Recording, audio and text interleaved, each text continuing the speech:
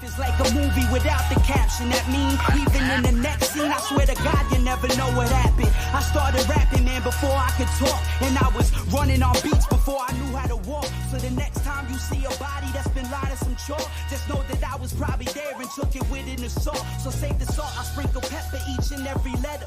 You hating pussies couldn't stop me at your get-togethers. I hold my weight, you bitches couldn't. All right. What's up?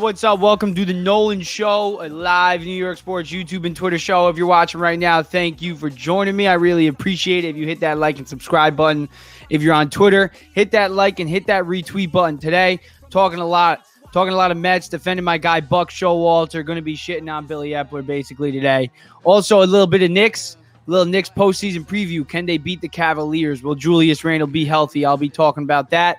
McCall Bridges. Can him and the Nets upset the Philadelphia 76ers in round one of the postseason? Going to be talking about that too. Going to be talking a little bit about the play-in too. The Chicago Bulls, they had a nice little comeback today. The Lakers too popped off too. Going to be talking a little bit NBA. Yes, 100%. And of course, I'll be talking Mets and Yankees too. Don't worry. Going to be going over my list, my power rankings list. I'm going to pop it up on the screen actually to start off the show with some Mets and Yankees talking. I'm not going to talk about kids. Not going to talk about whether Anthony Volpe and his struggles right now, even though he had a good day at the plate leading off. I'm going to be talking about my top guys in my top guys right now. Let's talk them. So number one, you see on my list right there, Aaron Judge. Of course, it's going to be Aaron Judge. I mean, he's hitting over 300 right now. I'm going to switch cams real quick. He's hitting over 300 right now. So it's a no-brainer that you got to put Aaron Judge on this list. And then number two, Pete Alonso. Obviously, Pete Alonso leading the league in home runs right now. Every fan is just focusing on really the bad stuff, I feel like. You know, we're focusing on why Brett Beatty isn't up, why Ronnie Mauricio isn't up, why Mark Vientos isn't up. Well, really, we got to start realizing we're only 13 games in. We're 7-6. And Pete Alonso, can we start talking about him? I mean, he only leads the league in home runs right now. He's literally hitting a home run almost every other game. Literally every other game. He's got 6 and 13. That's literally on almost every other game. This guy's hitting a home run. And it's not really a contract year for Pete. But next year's a contract year, and you know he's going to want that extension. So hopefully I'm going to expect Pete to continue this stretch of monstrous home runs because, like I said, you saw Judge last year. The Yankees, they waited to pay him, and it didn't pay off. So the Mets, they might need to pay this guy a lot of money if he continues on this little pace that he's on right now with his home runs, leading the league in home runs. Love to see it. Gerrit Cole, number 3, best pitcher in New York, undoubtedly. I mean, not only is the health a big factor, but his performances to start the year, lights out. He's been lights out. The Gerrit Cole that everybody has been waiting to see. He has really proven that he's not just the Yankees ace, but he's one of the best pitchers in the American League right now. Love to see it if you're a Yankees fan. Love to see your guy getting paid that much, provide that much, especially because Cole, he hasn't been terrible, but he hasn't been like Gerrit Cole that I don't think the Yankees fan have seen the best of Gerrit Cole. That's what I think I'm saying. Number 4, Kodai Senga. I mean, yeah, like I said with Pete Alonso, everybody's focusing on the bad. Kodai Senga, though, I mean, he's been lights out his first 2 starts. Kodai Senga day this Friday against the A's too. So another, like, we should win. He should dominate the Oakland A's based off of what he did in Japan and in his first 2 starts so far. So hopefully he can continue it, excite Mets fans because we need pitching, obviously, especially with Scherzer. His first 2 starts he struggled in. Even did look a little bit of shaky there too.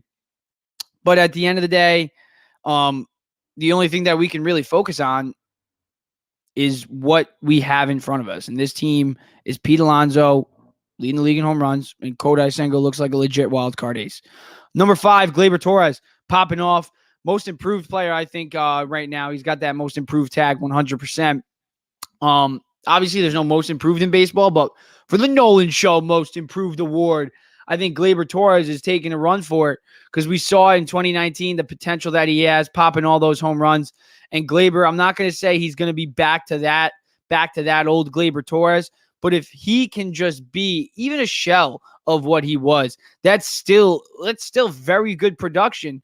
And Gleyber, I mean, every Yankee fan knows he has potential. and he always has had potential. So if he can, like Pete Alonso obviously is much better than Gleyber Torres, much more accomplished. But Pete Alonso's off to a ridiculous start with the home runs. So if Gleyber Torres can continue his little streak too, I think Yankees fans will be really hyped up. But since we're talking about baseball, and I just mentioned Pete Alonso, let's continue to talk about Pete Alonso, because Pete Alonso is absolutely mashing the baseball right now. And I just mentioned before how it's not really a contract year for Pete, but it kind of is a contract year.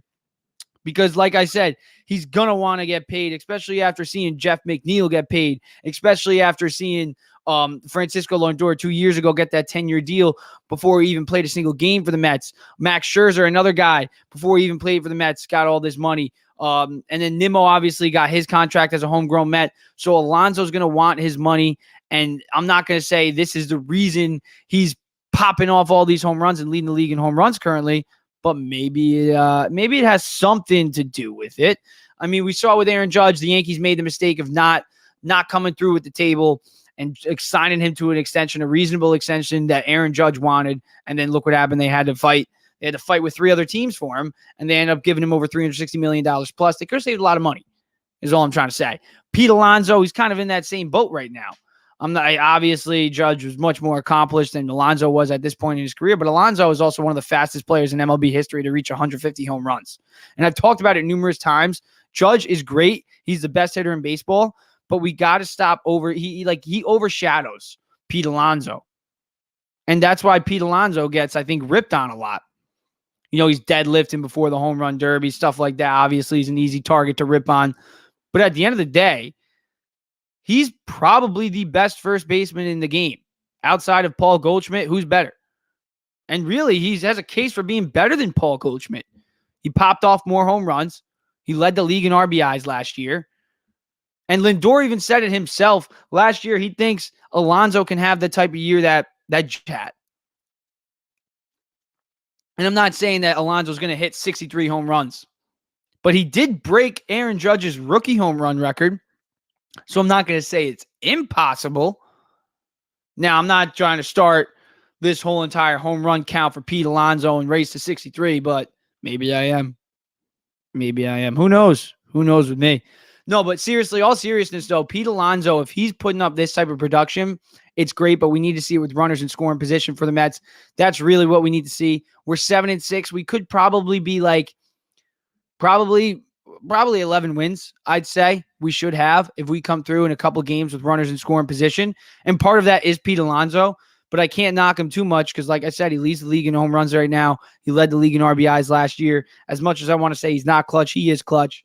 Same thing with Lindor. We're still early on to tell.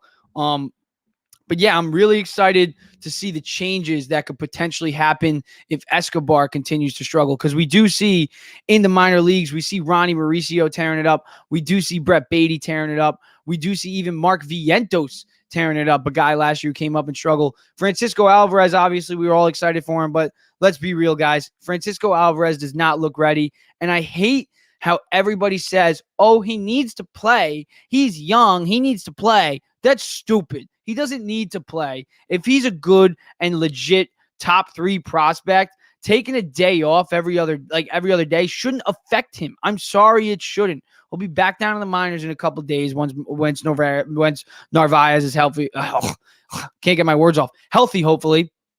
And then Alvarez can get more time. I think Alvarez has the potential, I've said it numerous times, to be a 30-plus home run player in this league. He has that much power. He's just not ready. You saw it in a 2-0 count with runners on second and third. He's the tying run at the plate with bases, not with bases loaded, but with the top of the order on deck in the bottom of the ninth. And what does he do? He swings at 2 pitches above his head. Then it's 2-2. Just like that. And even if I can dissect that problem, I can point out that problem. And I only played baseball until I was like 18 years old. I can dissect that problem. And he should know that. Like, I feel like that's just something, like, that just shows you the immaturity level of Francisco Alvarez. Like I said, the talent's there. He has the talent to hit 30-plus home runs. I just don't think it's right now. And I think it's unfair for Mets fans to expect Francisco Alvarez to produce right now. I do. And I think that's why Buck Showalter isn't playing him, because he understands that it's unfair to throw Francisco Alvarez in these types of situations. Francisco Alvarez isn't a starting catcher on a $364 million payroll team. a team with a $364 million payroll. They're not. This team has World Series aspirations. We shouldn't be putting the pressure on the kids. We shouldn't have to be arguing about whether Brett Beatty should be up or Ronnie Mauricio should be up. JD Martinez was available in the offseason. We could have had Correa. Correa's on the IL, obviously, but we could have had him. Edwin Diaz is a hole that we still haven't filled. Third base was a hole that we thought we needed to fill. With Correa, we filled it, right? But then just because Correa falls through, we're like, okay, we're not going to fill that hole. Even though we have a guy in Brett Beatty who looks more than ready, maybe not defensively, but who cares at this point? If he can field a ground ball and throw it to first base 9 out of 10 times or 8 out of 10 times, I think that's really all Mets fans care about. We just don't want to see a guy hitting 100 and automatic out. Literally, it's like when we're 7 years old again and it's DC. That's what Mets fans wish that Eduardo Escobar was a DC. It doesn't count.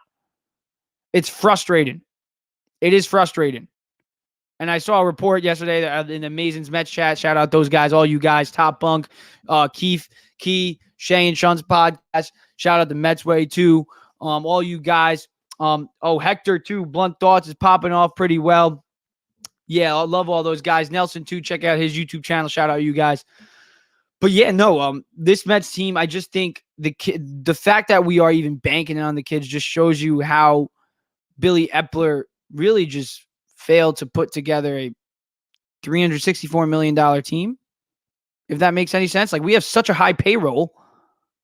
And who are impact guys outside of Lindor and Alonso? Like Marte and Nimmo, they do their job. They get on base. And then it's all on Lindor and Alonso to drive them in. And Jeff McNeil, I love how everybody thinks he's a 5-hitter or a 3-hitter or a 2-hitter. And listen, Jeff McNeil is a guy that, yes, you could pop anywhere in the lineup. But it's unfair to expect Jeff McNeil to be your run producer. Your run producer. Jeff McNeil is not a run producer. He should be, I think the Mets should put, if it was me, it was my Mets, I'd say Nimmo, McNeil, Lindor, Alonso, Marte. I'd have Marte, but he's got a little bit more pop. And that'd be my consistent 5.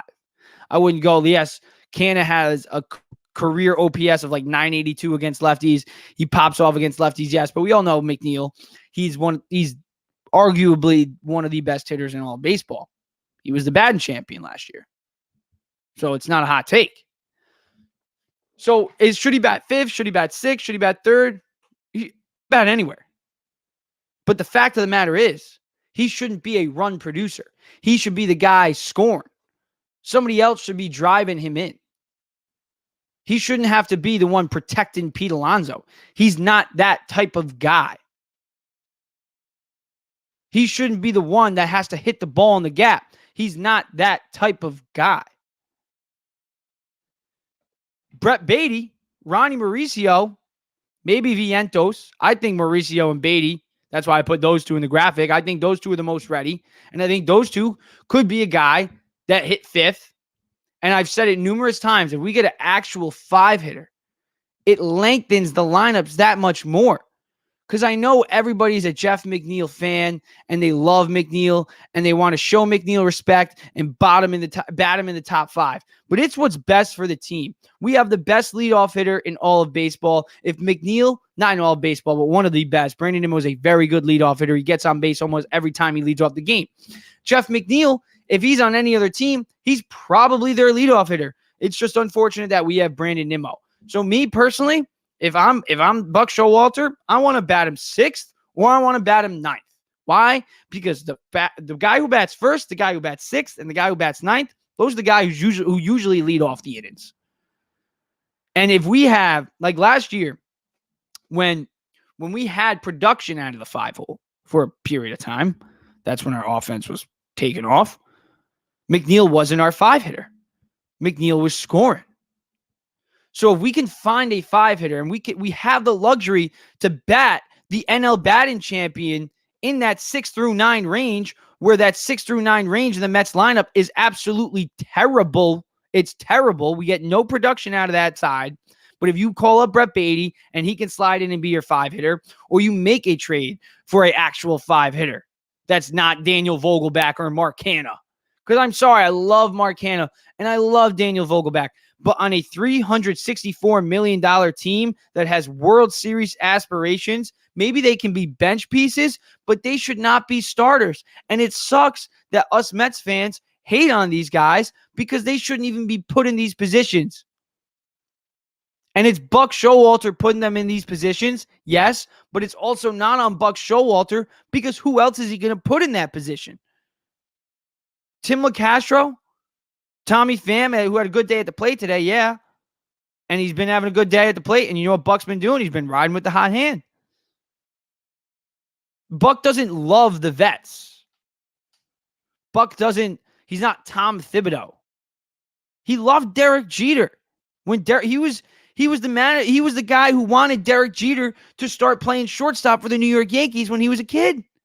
So this whole narrative that Buck Showalter is obsessed with veterans is just stupid.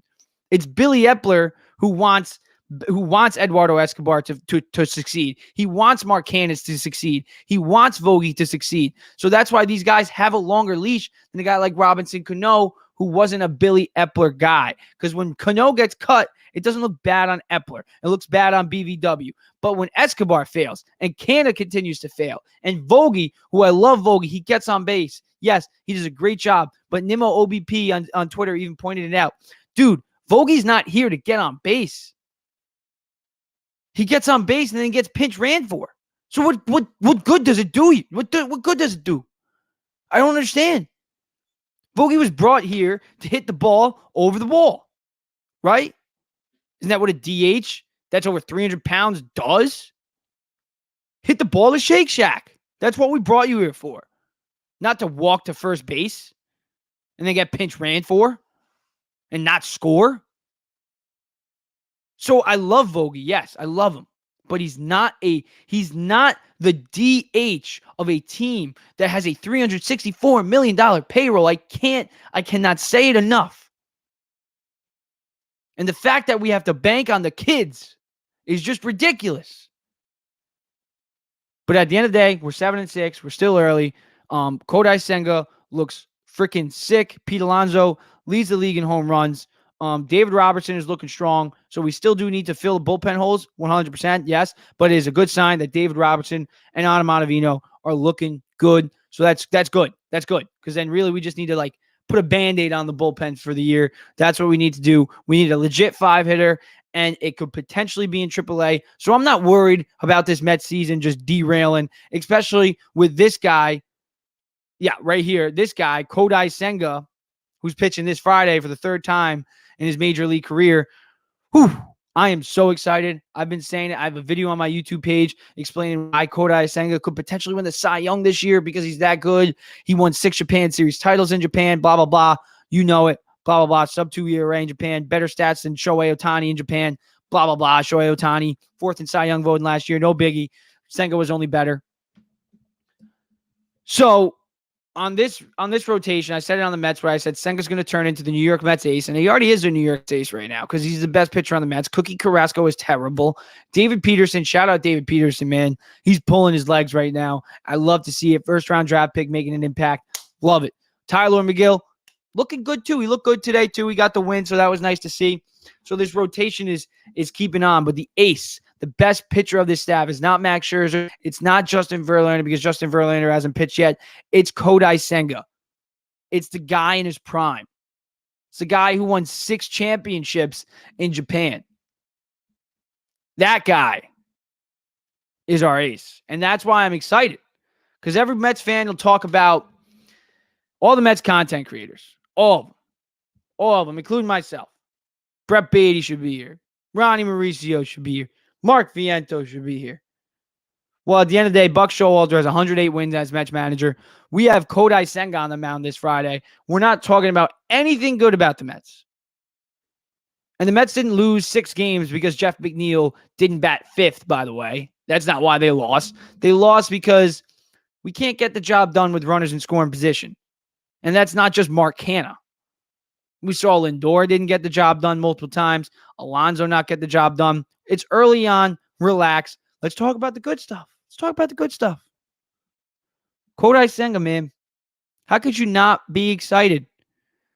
Drop in the comments, drop in the Twitter replies.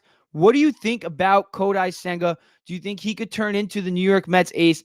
I really think he could because, like I said, age, I think he can get the most innings for us. I think when you look at the whole entire volume of stats at the end of the year, I think Kodai Senga will emerge as the best. I think he has Cy Young potential.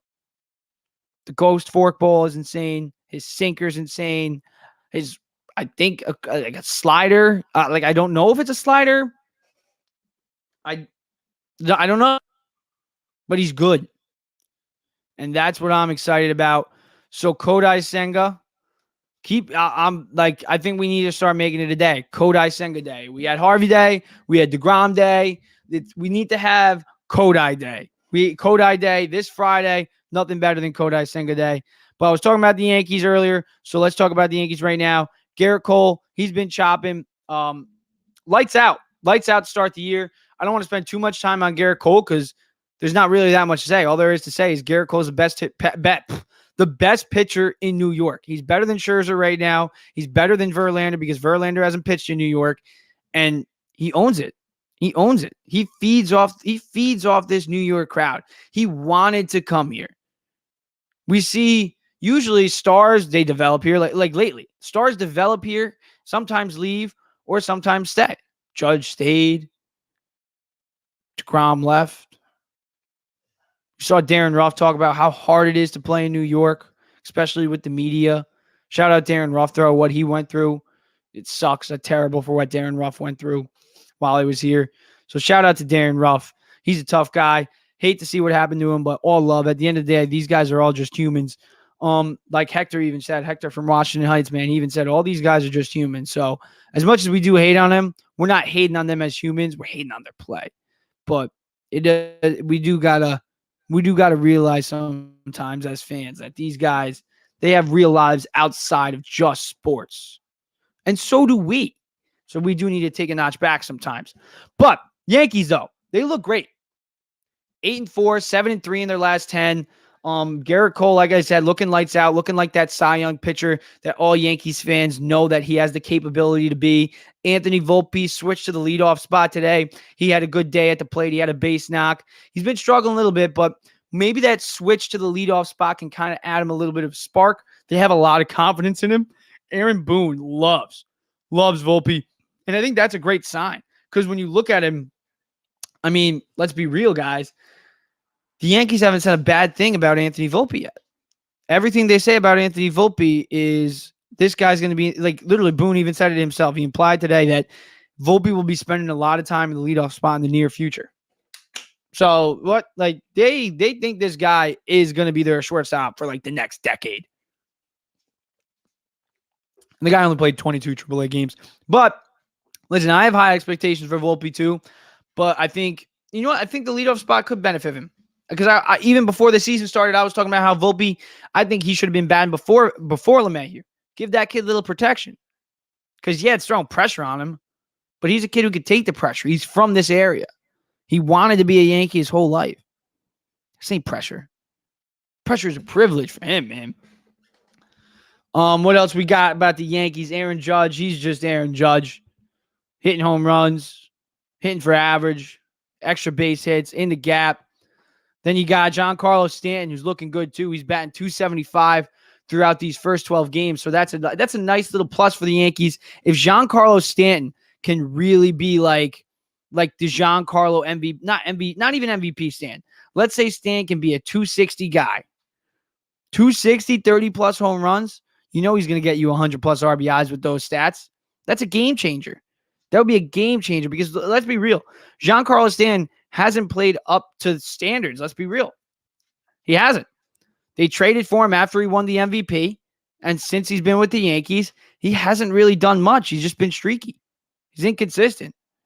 When he gets going, he's one of the most dangerous hitters in baseball. But if you could be one of the most dangerous hitters in baseball all year round, and like I said, with Gleyber Torres playing the way that Gleyber Torres has been playing, this Yankees team and Anthony Rizzo, you got 5 guys in LeMahieu, Judge, Gleyber Torres, Rizzo, Stanton, and if Volpe can get going in that leadoff spot now, that's 6 guys. And then Higashioka, is a really good catcher. And with the duo, too, of Jose Trevino, you got the catching. It's really just Josh Donaldson not pulling his weight. Because Oswaldo Cabrera, he can play anywhere. You put Oswaldo Cabrera anywhere on the field. But this Yankees team, their lineup is freaking stacked. Like, yeah, the Rays are undefeated right now, and Tampa Bay literally looks like the best team ever assembled, and it doesn't even make sense because they're not the best team ever assembled, but they somehow just develop so well. I don't understand. But the Yankees, pitching wise, I mean, when Sevy's back full strength, Clark Schmidt did good today. But Nestor Cortez, Gerrit Cole, like I said, lights out, pitching like the Cy Young. You got Johnny Burrito, I don't know. But Burrito's looking good too. This team, man, I love the Mets. But this Yankees lineup, I can't lie, outside of Josh Donaldson, everybody's a stud. And Volpe, like I said, I'm not worried about Volpe. I'm not worried about Volpe at all. I think, like I said, it's beneficial that he hits leadoff. Keep that kid in the leadoff. Judge, Stanton, Rizzo, they're all producing. You can get Volpe going. LeMahieu, he has to stay healthy. Gleyber Torres, too, if he can produce like he's been producing. Oswaldo Cabrera, too. This team, man, just got to get by the Rays.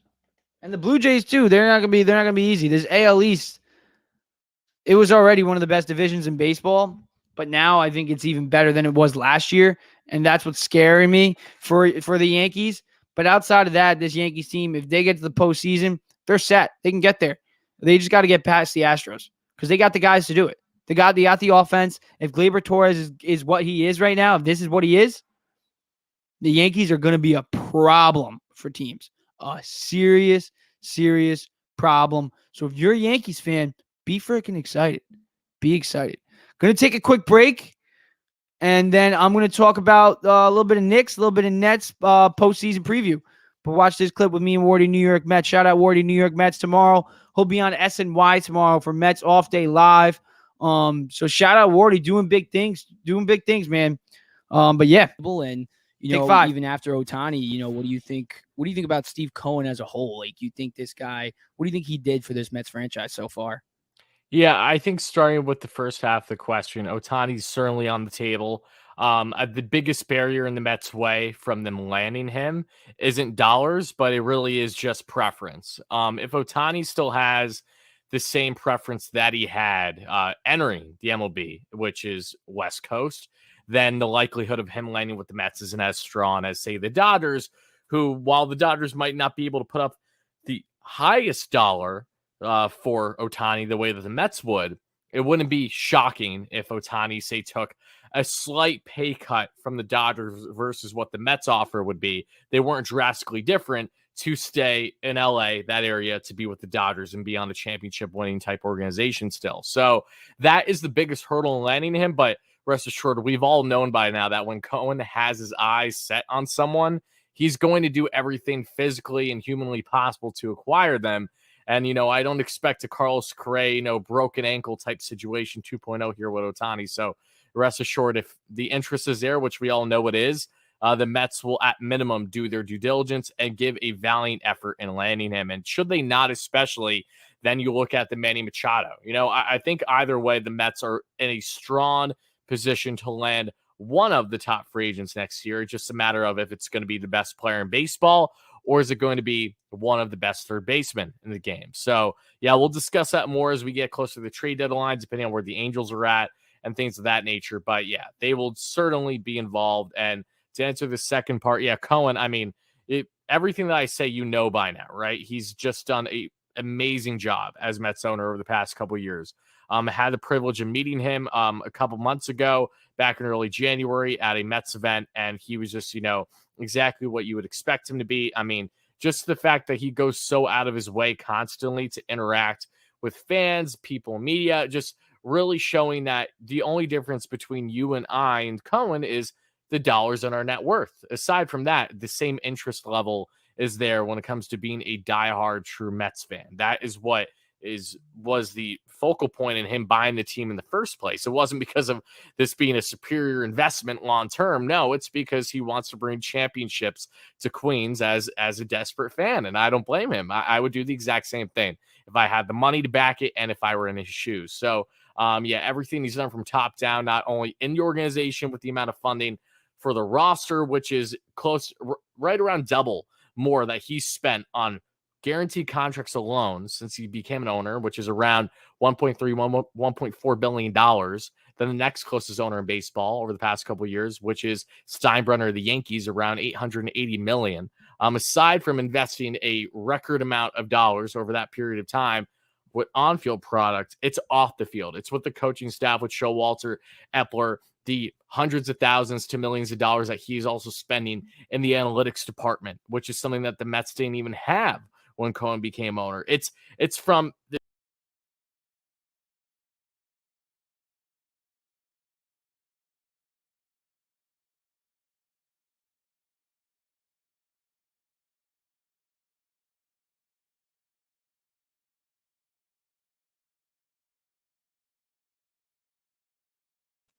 All right. I guess I'm back. Yeah, I am back. All right, let's do this. Knicks postseason preview. No more Yankees talk. Shout out to the guys that said Frankie should have been on that list, the franchise. I don't know. I just don't know. Not a big fan. I think he's top 10, but those guys that were on my top 5 lists, they're just too good right now for him. But yeah, let's talk about this Knicks postseason. Got the Cavs. Julius Randle should be healthy. He's been practicing, looking strong.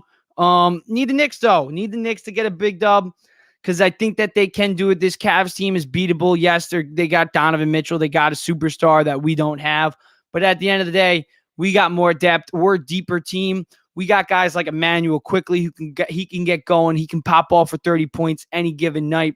We got guys like Obi Toppin, who we saw he can potentially come off the bench. I think we might see a little bit more of him too in this postseason rotation, which is going to be exciting for Knicks fans.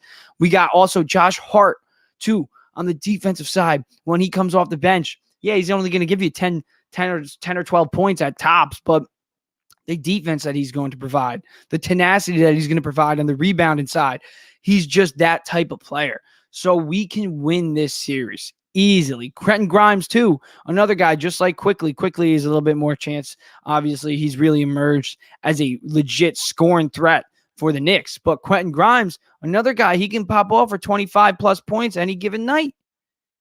It's not this same Knicks team that faced the Hawks 2 years ago. It's not. It's not Reggie Bullock. It's not Alfred Payton. It's not Taj Gibson, Nerlens Noel. No. It's the guys we drafted. It's the guys we brought in, yes, and Julius Randle and Jalen Brunson, and those two are the most important pieces. But what's exciting is it's the kids. Emmanuel Quickly, Mitchell Robinson, RJ Barrett, Quentin Grimes. We get to see these guys. We get to see them in the most important games of their lives. Yet. Now, a lot of Knicks fans have high hopes. A lot of Knicks fans don't have high expectations, but they have high hopes. And I think that's completely valid.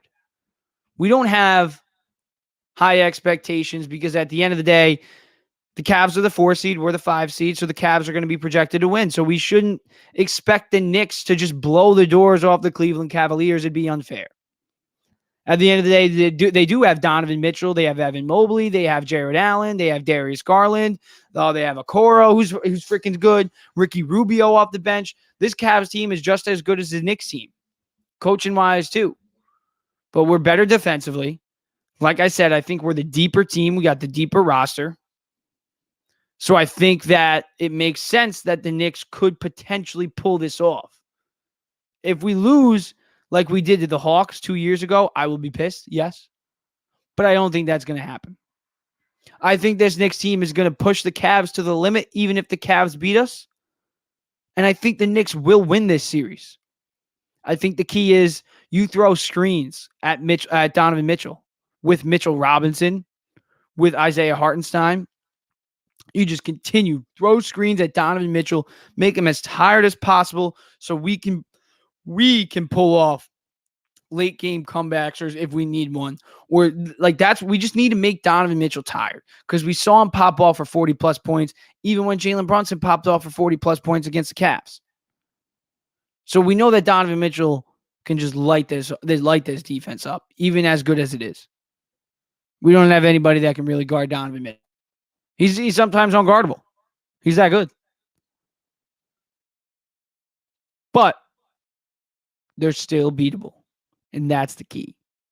You got to make him tired. We saw last year Jalen Brunson and the Mavs were able to take down Donovan Mitchell and the Utah Jazz. Now, this is not the Utah Jazz we're playing. It's Cleveland Cavaliers, a much better team. Evan Mobley, Isaac Okoro, Ricky Rubio, like I said, Evan Mobley, Jarrett Allen. This team's good. Very good. But we're deeper. We're deeper. We're better defensively. Julius Randle, I don't think, like 2 years ago, he had nobody. And that's another thing. Julius Randle 2 years ago had nobody else as a second option in that Atlanta Hawks series. I love RJ Barrett, but he was just not. Even though RJ has struggled this year, he just wasn't a viable second option on a playoff team, and he just wasn't ready. And neither was Julius Randle, and neither were the Knicks. They weren't ready to be the 4 seed. But now they're ready to be the 5 seed. And that's what excites me because they have a chance of actually winning this round. And I wouldn't be surprised if the second round, as long as it's not against the Milwaukee Bucks, which I don't think it would be, then I think we might be able to get to the Eastern Conference Finals. Why not? Seriously, why not? I feel like this team, too, plays better against good teams.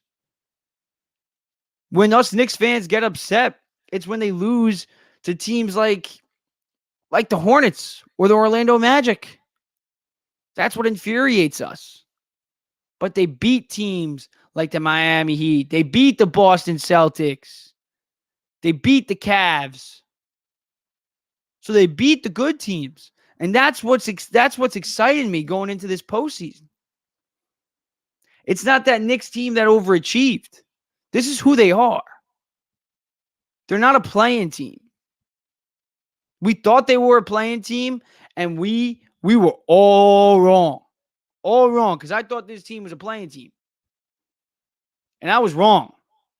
Because Jalen Brunson's a top 5 point guard in this league. Julius Randle's a top 5 power forward in this league. Emmanuel quickly might win a 6th man of the year.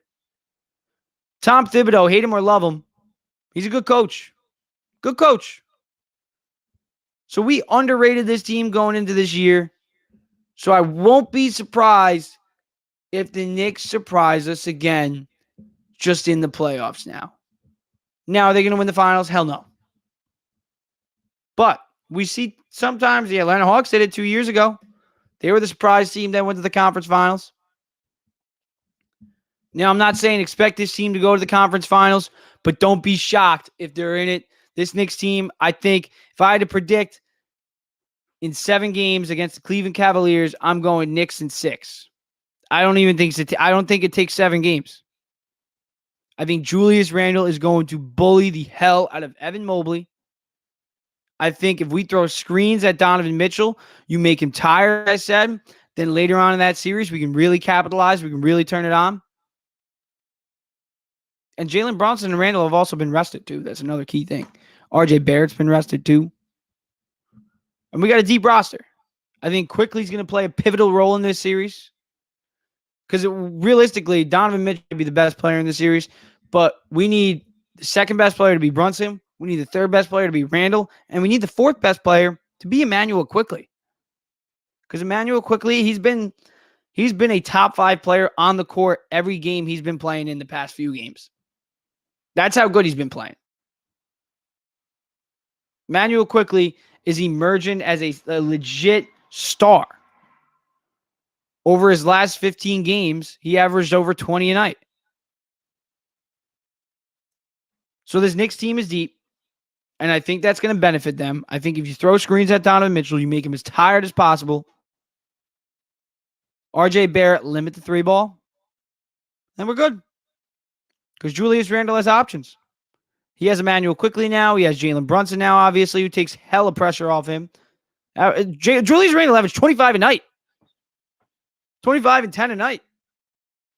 So, and that guy, including myself, hated him last year. He was booing us back. Just goes to show you, though. Like Zach Wilson, a guy like him, if he were to ever turn it around and become the quarterback of the New York Jets, we'd love him. We'd love him. Just look at the Julius Randle effect, the Francisco Lindor, the Edwin Diaz. But let's switch it up to some Brooklyn Nets, little Nets postseason preview. Then I'm going to call it quits for the night. Maybe talk a little football on pod tomorrow or something like that. But yeah, the Brooklyn Nets, man. I got my Knicks gear back up here. So maybe I'll switch my cams actually. So it's not just it's all Knicks and stuff in the back here too. All right, but yeah. The Brooklyn Nets, you look at them, their top 3 players are nowhere close to the Philadelphia 76ers top 3 players. I mean, Embiid, Harden, Maxey, even Tobias Harris. I think McCall Bridges is probably the second best player in the series after Joel Embiid. I do think he's better than James Harden at this point in James Harden's career. I think he's better than Tyrese Maxey, even though Tyrese Maxey is a beast. Listen, Doc Rivers is the head coach of the Philadelphia 76ers. So that's why I'm saying the Nets could potentially freaking win this series. Why not? They kind of shocked everybody by staying afloat. Everybody thought right when KD and Kyrie left, this team was just going to fall off the mat. They made the actual playoffs. They're not just a playing team. They're in the playoffs. So put respect on Jacque Vaughn's name, 1. McCall Bridges, put respect on his name. Cam Johnson, 2. Nick Claxton, 2. They need a couple pieces. Yeah, if they want to be like a top 5 team. But they're relevant. And that's all that matters. Be relevant, Brooklyn Nets. And I think I'm not going to say they're going to beat the Philadelphia 76ers. My prediction is that the Philadelphia 76ers will absolutely wipe the floor with them. I think Joel Embiid is just going to overmatch everybody. They don't have anybody to guard Embiid. Nobody can guard Embiid. But the Nets especially don't have anybody to guard Embiid. So they're done. I think the Nets are going to lose. But that's the cool thing. Nets literally have nothing to lose. Nothing to lose. So that's what's going to be exciting to watch. We're going to see McCall Bridges basically try to be a playoff hero. So let's see. And that would be awesome if McCall Bridges just absolutely torches the Philadelphia 76ers. Because as much as I hate the Brooklyn Nets, I can't lie. I hate the Philadelphia 76ers that much more. I keep butchering their name just because I hate the Sixers. And I hate the Phillies. And I hate the Eagles. And I hate Philadelphia. It sucks. Philly sucks. All right. But yes, my final prediction, I think Sixers win this series in 6 games. I do think, though, that the Nets push them to the limit. I think McCall Bridges will have a great series. I think Cam Johnson will pop off for a few games, too. And it's going to be fun. It's going to be fun. I think hopefully McCall Bridges can really go off just so some stars can maybe even want to come to the Brooklyn Nets. Because, listen, I've always hated the Nets. It's always been like the Nets have always been here for me, like on the very low.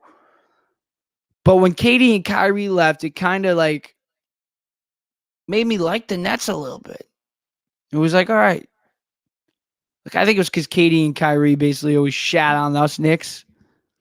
So it was nice to see those two just like go elsewhere and kind of fail. I mean, Kyrie sucked with the Mavs.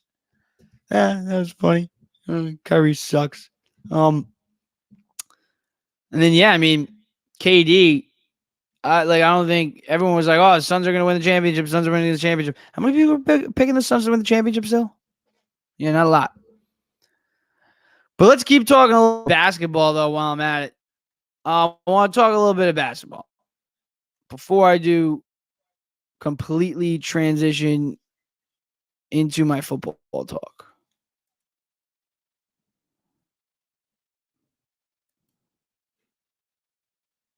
What is going on?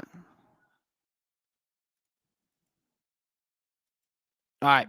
Yeah, but anyways, while my overlays and graphics are lagging, I'm going to talk about some of the playing tournament. I want to talk about Toronto and Chicago real quick, just because I just watched that one. That was a fun game. Zach LaVine, who could potentially be a New York Knicks next year, he had a great fourth quarter, a great third quarter, just overall a great second half, obviously.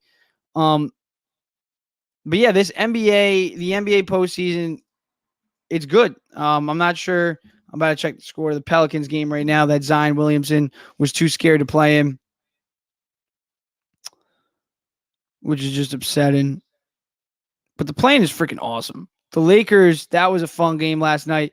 Seeing LeBron in important basketball games is just exciting. I think it's just great for basketball. It's like when the Knicks are good, it's good for basketball. When LeBron is relevant, it's good for basketball. Because as much as I hate the Lakers and I hate Anthony Davis and I hate LeBron James, it's nice seeing LeBron James play postseason basketball. Last night, he went absolutely off. He dropped 30 points, 10 boards, 6 assists. He was a minus 14, though. It was really the bench that kind of did win them the game. Dennis Schroeder, he was going off the bench. He had 21 points off the bench. He was a plus 22. Rory Hachimura, man. I mean, I got to give him credit, too. He came off the bench and had 12 points. Anthony Davis, he did very well, too, 24 points. D'Angelo Russell, he kind of struggled, but overall, I mean, he was playmaking all over the court, 8 assists. So this Lakers team, and you even saw their head coach, too. He put up on a whiteboard, they started off the year 2-10 with like a 30% chance to make the playoffs after that or something like that. So this team really did come a long way. And this is why I think the playing is so exciting. Because teams like the Lakers is what excites fans. They finished the year 43-39. They really made some moves, pulled in, like they completely reshaped their whole roster. And realistically, the Lakers with LeBron James and Anthony Davis, obviously anything can happen. Even when they play the number 1 seed. Like that's what's going to be fun. Let's look up the Lakers record after February 1st. Because I'm actually kind of interested to see. The Lakers were 19-11 since February 1st. Let's go record after March. 13-6 since March. Lakers they're coming into the playoffs hot. And LeBron James is healthy. Anthony Davis is healthy. They don't have Russell Westbrook to screw it up anymore. The Lakers, yeah. I'm taking them as my dark horse team to win the NBA Finals. So that's my dark horse team to win the NBA Finals. My way too early prediction to win the NBA Finals, the Milwaukee Bucks. Lock that in. So I'm going to be riding with the Bucks, the Knicks, and the Lakers this postseason. Also, the Bulls, man. The freaking Chicago Bulls. There's one team that I love that is in the East that's not the Knicks, and that's the Chicago Bulls because I'm a huge DeMar DeRozan fan, even though he struggled today. Zach LaVine, though, could be a Knick one day, maybe next year. Don't hate on me for it. Could happen.